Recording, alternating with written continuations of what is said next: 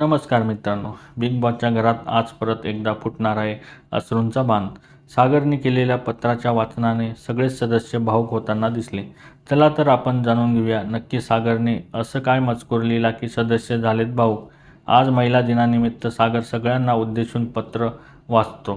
तो बोलतो, प्रिय बिग बॉसच्या घरातील सर्व खऱ्या बॉसेस आणि बाहेर बसलेल्या माझ्या आयुष्यातील सगळ्या स्त्रियांनो, माझ्या आयुष्यातील पहिला बिग बॉस या घरात नाही तर माझ्या घरी होता. लहानपणी माझी आई तीच होती माझी पहिली बिग बॉस. ती मला रोज टास्क द्यायची. दूध संपव, अभ्यास कर. सगळ्या टास्कमध्ये मी कधी पास कधी फेल, पण तिने कधीच मला घराबाहेर नाही काढलं.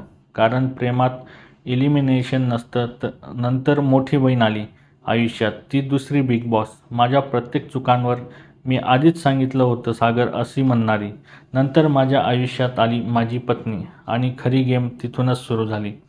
इथल्या बिग बॉससारखे कॅमेरे घरात नाही आहेत, पण आमच्या हिच्याकडे अशी नजर आहे, माणूस मनात काय विचार करतोय हे देखील तिला कळतं.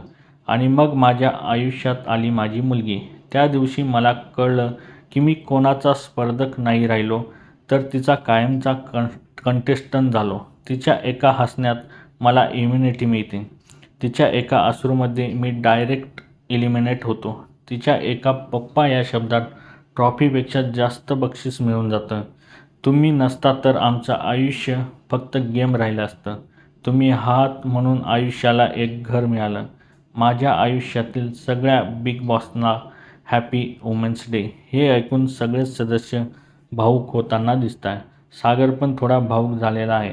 तुम्हाला हे पत्र कसं वाटलं हे कमेंट बॉक्समध्ये नक्की सांगा आणि अशाच नवीन अपडेटसाठी आमच्या चॅनलला लाईक, शेअर आणि सबस्क्राईब करायला विसरू नका. तोपर्यंत धन्यवाद मित्रांनो.